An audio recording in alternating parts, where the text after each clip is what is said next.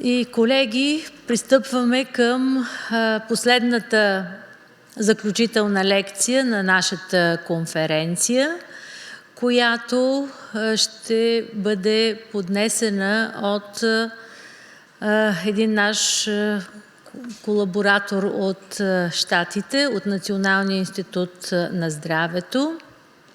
Той е педиатър и клиничен имунолог, една перфектна комбинация. Hi, Sergio. Hi, how are you? Can you hear me? Yes, we can. Cool. Welcome Good. to our conference. Thank you very much. How are I you? would love to be there. Fantastic. Sorry for delay, but you know it can happen in such a meetings. So, how is the situation in USA concerning COVID pandemic, and maybe most importantly, president's election of the president? So I'm keeping my finger crossed so we can have a president by Monday. And we hope so. I'm willing that, we're going to have a switch in the administration. That's my personal thing. But yes, we're very eager about that. Yeah, sure. So I just try to introduce yourself, and you have experience in more than 20 years in the primary immunodeficiency, and especially your interest in the inborn errors, genetic predisposition of this. Maybe something else. Maybe you can tell us a little bit more about your last position, please. I will. Can you see my screen? Yes, we can. Oh, that's fantastic. So I really thank you guys. I would have loved to be there in Sofia, Bulgaria today, but unfortunately I'm here, so it's fun. Next time, Sergio. Fun. Next time. I promise. I want to thank the organizing committee, the scientific committee, so Mariana and Elisabetta for the invitation. It's such a pleasure to be part of the meeting. I was trying to pay attention. I promise that I will try to improve my Bulgarian for next time, but I will do my best in my English or Spanish if you prefer. But yes, we work at the NIH, we work on primary immunodeficiencies, but today I'm going to tell you a completely different story if you allow me to start. So you give me the heads up and I start. Do I go on? Yes, you can start. So thank you very much. So again, thank you everybody. And I will tell you a story that it's a little bit different than the ones that we usually tell about primary immunodeficiencies, but you will see at the end that everything is about clinical immunology. You heard about antiphospholipid syndromes, you heard about autism. I think that everything is connected, and I will show you a connection through a disease that is not a primary immunodeficiency, but perhaps can teach us a lot. What do we know about immunodeficiency and secondary immunodeficiencies? So this is a story about glucocorticoids and the effect on immunity.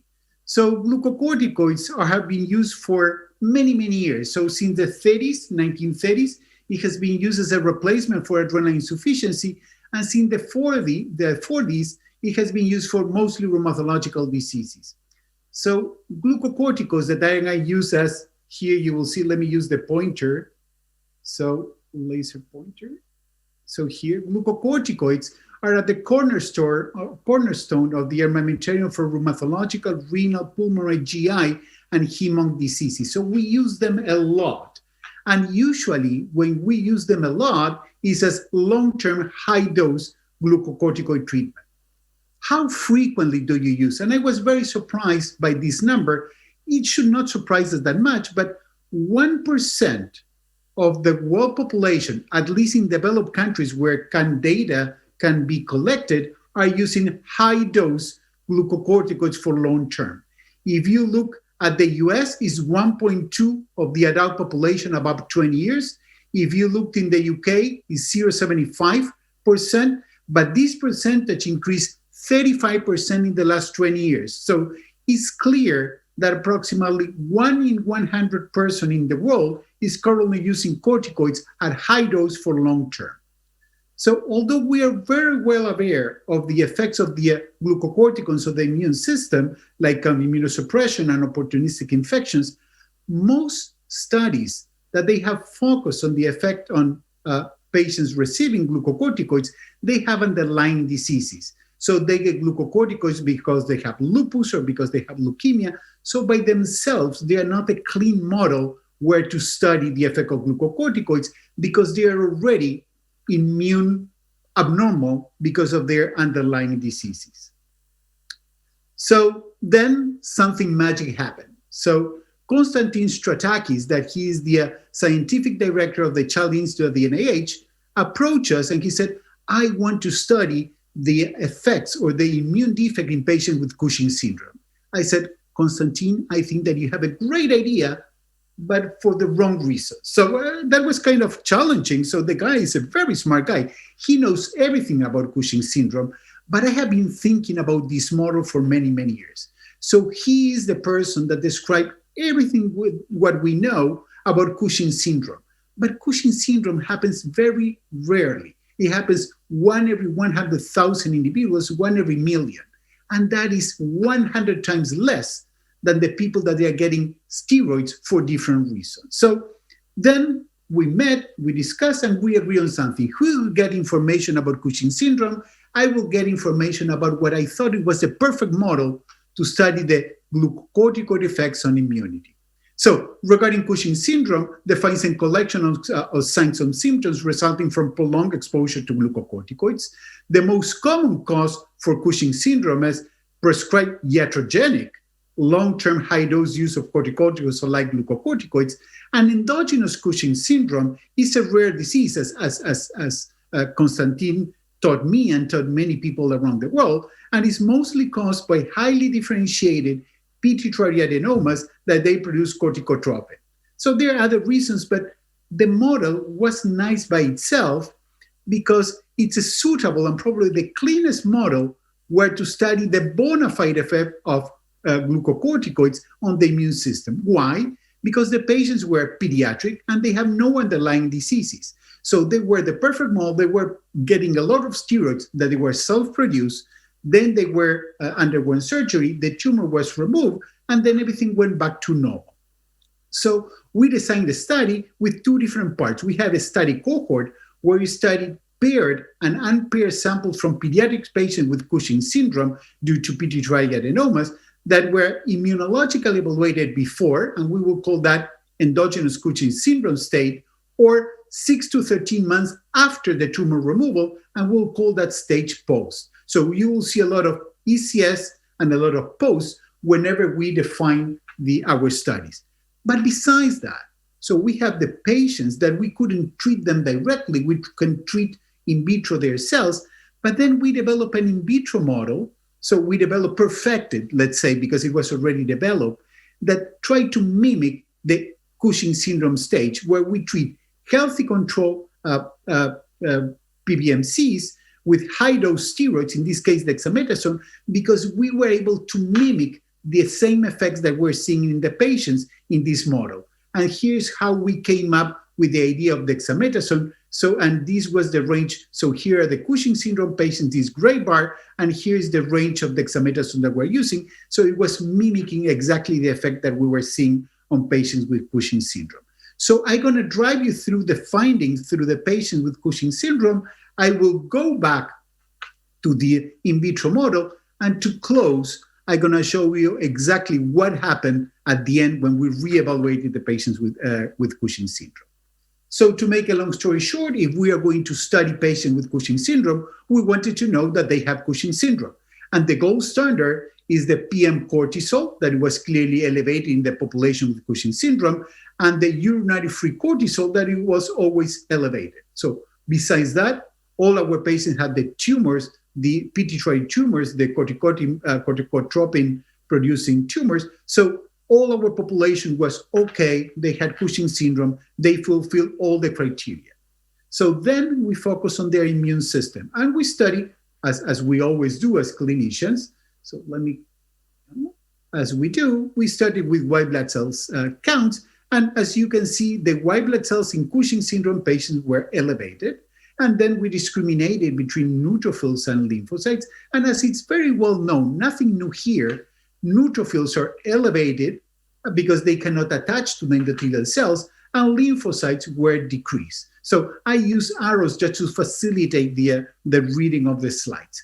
So clearly, neutrophils is very well studied. We're more interested to the lymphocyte part of the picture of the long-term high-dose effects of glucocorticoids into this natural model of Cushing syndrome. So then we studied the long-hanging fruit. We went for B cells. We checked for percentage and absolute, and B cells in terms of percentage absolute of naive, there were no differences. It doesn't mean that there are no functional effect, but this kind of evaluation didn't show us, and it was already published before, that the percent, the absolute, and the naive number of B cells were not drastically affected by long-term high-dose glucocorticoids. Then we went into T cells, and now we're getting into something more interesting. So now we saw that the percentage and the absolute number of T cells were decreased, both percent and absolute. And when we look at the CD4s and CD8s, clearly CD4s were more affected than CD8s. Again, nothing completely new, but if we are going to explore the reason for lymphopenia and the effect of steroids, so we wanted to be sure that we were going to address and study the right population. So then, just to close a little bit, we wanted to close this part of the CD8s, going to say, okay, let's see if there's any particular subset of CD8s that they're more or less affected. Yes, there were a little more of senescent cells in the Cushing syndrome patients, but nothing in the absolute. And we're looking another way of looking for senescent cells, 57 positive, PD1 positive. Again, the absolute numbers were not that affected. So CDLs were not looking to be the target of our main studies. So then we wanted to further characterize, so all the T cells among the patients with Cushing syndrome. Here you have healthy controls, here you have Cushing syndrome, here you have patients months after the surgery, and we're looking for Th0 cells, Th1, Th2, and Th17. And what we found is that despite the numbers were different, percentage-wise, there was no big difference. It looked like all of them were affected similarly in terms of Th1, Th2, and Th17. That was not the case for Tregs and for T follicular helpers. So Tregs were kind of, in terms of percentage, they were increased, but in absolute numbers, they were decreased in the Cushing syndrome situation, and the same thing happened with T follicular helper cells. So now we were, yes, generating new data regarding the effect of glucocorticoids in terms of the effect on the immune system. Then we tried to look more. Remember that patients were lymphopenic, and the absolute number of lymphocytes is usually a sum, or is the end game of production, reproduction, and death of the cells. So they have to be produced, they can proliferate, but also they have to die. So at this point, we knew that the numbers were low, but we didn't know exactly why they were low. So then we started to study if the thymic production of lymphocytes in patients that they're exposed to a lot of corticoids was decreased or increased, it was neutral. And it was very clear that the recent thymic emigrants read by CD31 were markedly decreased. So patients that we have here with a lot of steroids that they were self-produced, they have very low recent thymic emigrants. And it was also a reflection of when we're looking for naive T cells. So one of the first reasons to explain why patients on high-dose steroids, in this case, our natural model of Cushing syndrome, they were lymphopenic, is because the thymus was not producing lymphocytes. And this is very well known, but we're able to prove it in a very clean model. Then we studied those T cells. We wanted to know if the T cells have any different pattern of B beta rearrangements, if there's any particular rearrangement that was favor or disfavor in the context of steroids.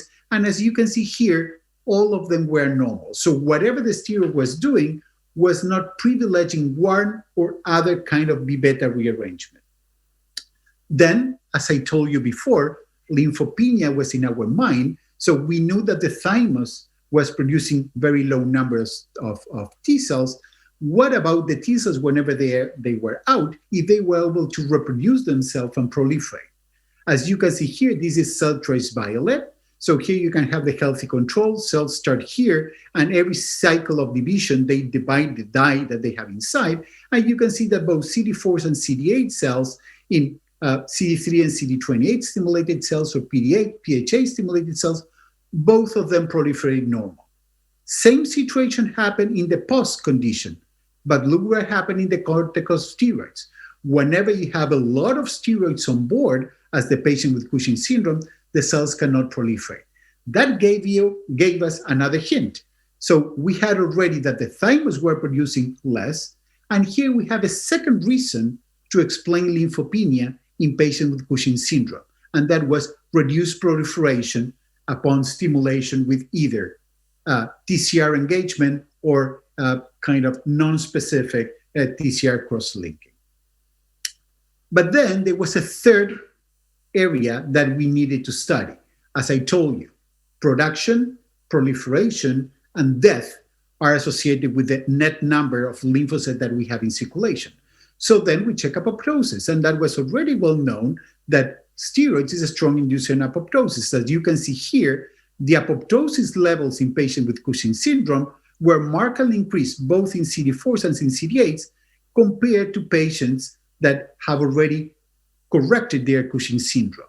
And actually, when we're looking in percentage-wise in CD4s and other cells, you can see here that apoptosis was clearly augmented in terms of the patient with Cushing syndrome compared to the patient with POS. And here, I told you that we generated a model, we perfected a model of using apoptosis. This was the information, this was the model that we tried to reproduce and where we tested most of our things. We checked for the apoptosis in patients with Cushing syndrome. We tried to use a long-term long-acting glucocorticoid, and this is exactly what we're using, trying to reproduce this kind of effect, trying to reproduce in vitro a Cushing syndrome model. So then, okay, we have a pretty good picture. We know that patients with Cushing syndrome and the ones that they undergo a lot of steroids stimulation, they are lymphopenic. We know now that it was because of the thymus was not producing, the lymphocytes were not producing, and they were dying. But we wanted to rescue that. So we wanted to end up with a sad note that, yes, we can explain lymphopenia, but we wanted to see if there was something to be done. And one of the things that could be done in these situations, it is to try to rescue apoptosis adding cytokines. So we added some cytokines. We added IL-2, we added interferon alpha, and we added IL-21, because all of them, for different reasons, have been associated with some kind of rescue of apoptosis. It's kind of cytokine rescue upon restimulation. As you can see here, we test that in CD4 cells and naive CD4s, because those were the ones that were mostly affected. And you can see that here's without dexamethasone, with dexamethasone. As you can see that when we added the glucocorticoid, the apoptosis moved from here 14, 10 to 40, 30, so increased by 3 or 4 times. And while IL-2 and interferon alpha were able to rescue partially the apoptosis, IL-21 was able to fully rescue apoptosis. And that was very impressive. You can see here on the right of the screen that while IL-2 and interferon alpha rescue apoptosis, IL-21 rescue almost 80% of it. That was very impressive. These two rescue almost 50%, so IL-21 rescue almost 80% of apoptosis. That was very impressive. So then we said, okay, is the effect of dexamethasone the apoptosis or the rescue by IL-21 is dependent on the kind of apoptosis inducer? We knew that dexamethasone was a very good inducer of apoptosis, but we tried different uses of apoptosis like staurosporine and FAS. So they use different pathways, but they also induce apoptosis. You can see here that all of them induce apoptosis.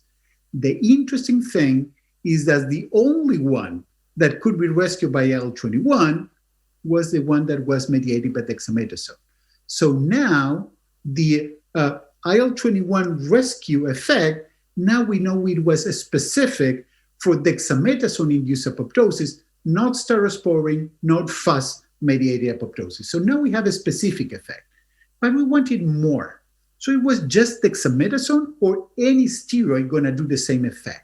So we tried hydrocortisone, not showing it here. We tried prednisolone. Why prednisone? Because this is the one that we more clearly and more frequently use in our clinical practice. So prednisolone and at 1 mg per ml or 5 microgram per ml, so that's not that relevant, but both of them were able to induce apoptosis, and was dexamethasone. There was no difference there. But when we rescued with IL-21, all of those effects could be rescued by the IL-21. So now we not just knew that the IL-21 effect was glucocorticoid related, it was not the type of glucocorticoid specific. Any glucocorticoid-induced lymphopenia will likely be rescued by IL-21. So we tried to understand the mechanism by why IL-21 was working, and we're starting to study the IL-21 biology. So IL-21, one of the signaling pathways that use IL-21 is BCL6. So we tried, here is our in vitro model. So we tried the cells with dexamethasone, and we tried to rescue the effect with IL-21. So it was clear that IL-21 was the only one upregulated BCL6. So it was kind of expected because this is what we know, that IL-21 stimulates BCL6, all the others, they do not.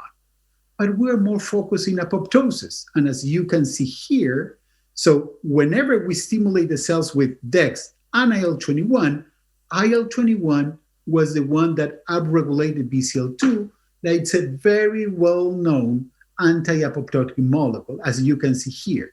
The effect of IL-21 was critical and was clearly bigger and stronger than all the other cytokines. So now we thought that we had the mechanism why and by how, but which means IL-21 was working.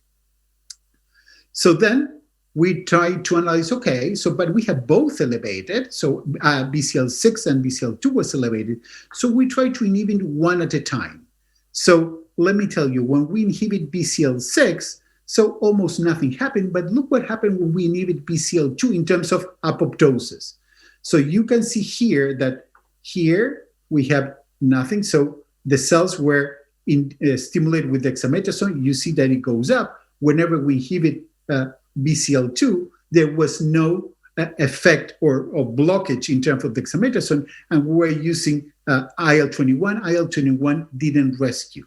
What that meant is the effect of IL-21 was BCL2 dependent and not BCL6. And that was important because now we have a real effector on which is the intrinsic mechanism by which apoptosis is induced in cells on steroids and how it could be rescued by IL-21. As you can see here, every time that we use inhibitor of BCL2, apoptosis was increased. Whenever we were using inhibitor of BCL6, there was no effect in terms of apoptosis. We wanted to know more about the biology of IL-21, and we were working already with Warren Leonard, that he was the one that described IL-21. So we'll look how IL-21 could be regulated. So we'll check for the IL-21 gene promoter, and we found that it has 3 glucocorticoid receptor regulator elements. So clearly the promoter was very prone to get signal through the glucocorticoids and how to regulate IL-21. Importantly, so it has already been suggested that glucocorticoids decrease IL-21. And actually, when we tested in the lab healthy control cells and we checked for the amount of IL-21 that the cells were producing, whenever we stimulated T cells with dexamethasone, the amount of IL-21 was decreased upon steroid stimulation. So that was very clear that dexamethasone or steroids was downregulating IL-21 likely by itself. So we also wanted to study, because if there's something that we wanted to do, so we wanted to be sure that the signaling pathway in the patient with Cushing's syndrome was intact. So we looked for the IL-21 receptor, and we didn't find difference in terms of the receptor so in the Cushing syndrome than in the healthy control than in the pause. So there was no abnormalities until the receptor in the signaling pathway. And when we directly tested the patients with Cushing syndrome or after surgery in terms of stimulation with IL-2, interferon alpha, and IL-21, especially with IL-21, they signal perfectly.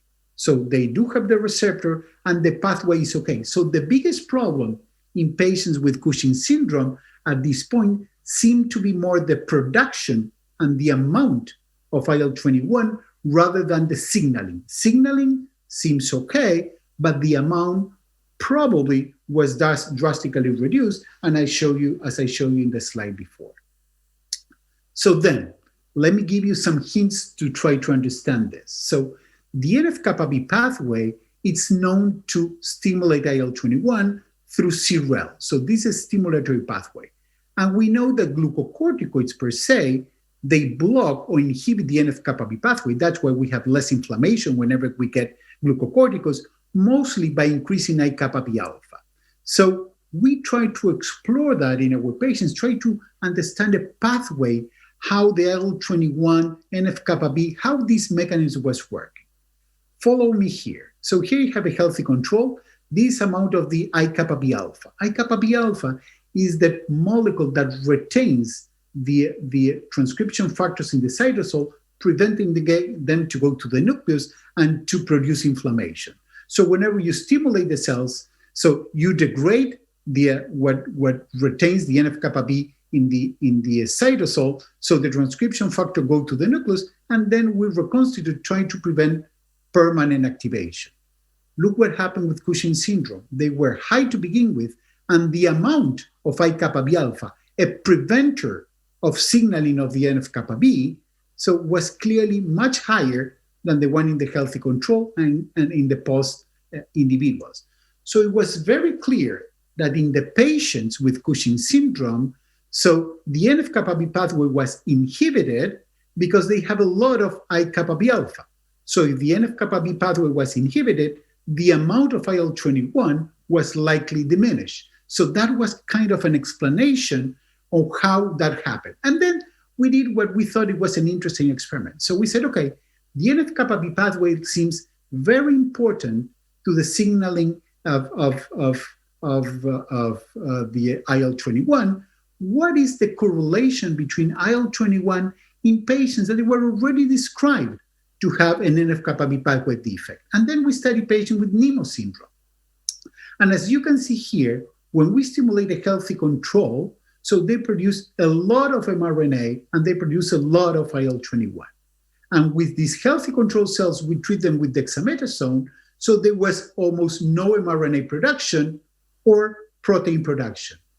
But when we use the model, so it validated our idea because what happened was exactly what we expected. When we stimulated the Nemo patient with PMA and ionomycin, they didn't produce because the pathway was inhibited, and they didn't produce neither mRNA or IL-21 by itself. So clearly, patients that they have abrogated the NF-kappa B pathway as Nemo patients validated our system that the NF-kappa B pathway is critical for the regulation of IL-21 mRNA and IL-21 protein. So then we did a RNA-seq, and what we analyzed here is we did a correlation analysis and hierarchical clustering. As you can see that all the patients with Cushing syndrome, they're here together, while the healthy controls, they were not different than the patient with POS. And that was exactly what we expected. So that the individual with Cushing syndrome were sick, while the POS and the healthy control were not that different. But that didn't tell us about the immune-related genes. So when we did immune-related gene analysis in the Cushing versus the POS, there were two genes that were clearly downregulated. And those genes, they're part of the FOS family, FOS, FOSB, FOSL1, and FOSL2. They're part of the leucine zipper kind of transcription factors that together with the JUN molecules, what they do is they signal in particular pathways. So we do know that these pathways, so for example, the PI3 kinase that it's stimulated by IL-21, use these molecules, these transcription factors, in order to induce cell survival and cell proliferation. So if for some reason these molecules were to be diminished, probably those things, cell survival and proliferation, will not be happening. So now we have another pathway that we thought it was critical for the mechanism of action for IL-21 in the context of steroids. And here we tested. So we use phospho-6, that's a downstream molecule well known to work through the PI3 kinase pathway. So when we stimulated the cells, we saw that the phospho-6 was upregulated by all the cytokines. When you use dexamethasones, all of them were decreased. But when we added IL-21 and we stimulated the cells specifically, the only one that was able to upregulate phospho-6 and the PI3 kinase was IL-21. More interestingly, as you can see here, we're looking for the BCL2, the molecule that we believe it was critical for being the final rescuer of apoptosis. As you can see here, and I showed you before, IL-21 is the only one that increases BCL2. But when we blocked the PI3 kinase with this molecule, this effect of BCL2 was diminished. Okay, we had BCL2 diminished, but what was the consequence? And here is the consequence. As you can see here, when we stimulate the cells with dexamethasones, apoptosis is increased. When you use IL-21, is decreased. But when we block the PI3 kinase, the blocking of the apoptosis was abolished. So clearly, the PI3 kinase pathway was critical to undergo and to control apoptosis, IL-21 mediated in the context of glucocorticoids. But now, that was interesting, but now we needed to go back to the Cushing syndrome model, because everything that I showed you was about lymphocytes, then I show you all jumbo-bambo in vitro experiments. What was the real story about the patients? And that was really what validated our experiments. When we are looking at patients with Cushing syndrome or POS, what was going on with IL-21 mRNA and protein, it was very clear that IL-21 was diminished in the Cushing syndrome and was restored in the POS patients. That happened at the mRNA level, and that happened at the protein level. And now, more interesting, what happened in terms of apoptosis, and what happened if we try to rescue the cells from patients with Cushing syndrome. As you can see here, so patients with Cushing syndrome, we didn't add any steroids because they have enough steroids on board, so they have increased apoptosis. And then with the IL-21, we were able to dramatically decrease apoptosis in these patients. And actually, whenever we treat those patients with IL-21, it was very clear that we're able to increase BCL6 and dramatically increase the anti-apoptotic molecule BCL2 that we believe is the end game producer of apoptosis and lymphopenia in our patients. So let me close and try to summarize what I know it was a complex talk, but why we're working on it. Lymphopenia and Cushing syndrome, long-term high-dose glucocorticoid treated patients is multifactorial. We know that we have reduced thymic output. We know that the cells do not proliferate, neither to mitogens or CD3, CD28, and they have increased apoptosis. So we have at least 3 reasons to explain the lymphopenia. Cytokine restimulation with IL-2 interferon alpha, but most specifically with IL-21, rescue apoptosis, both in our patients as in our in vitro model. And the mechanism was by regulated BCL2, but also and specifically BCL6 is the way that IL-21 works, but BCL2 is the driver of the rescue apoptosis. The IL-21 apoptosis rescue affecting glucocorticoid, so it seems to be glucocorticoid dependent. So we couldn't rescue apoptosis induced by FAS or by cyrosporin, but it was not glucocorticoid specific. So if we think that we treat patients with different forms of glucocorticoids, this is going to work. IL-21 mRNA and protein levels were reduced in our in vitro model, and these conditions kind of adding another factor for the lymphopenia in these patients. Here it was the critical finding. So reduction of IL-21 in Cushing and in the in vitro model. So it was directly through it was regulated from different mechanisms. So IL-21 promoter was regulated with steroid. The NF-kappa B also was involved in the regulation of the IL-21. So when we did transcriptomic analysis in the cells that were mostly affected, we found pathways that they're critical also to the regulation of IL-21, cell survival and cell proliferation.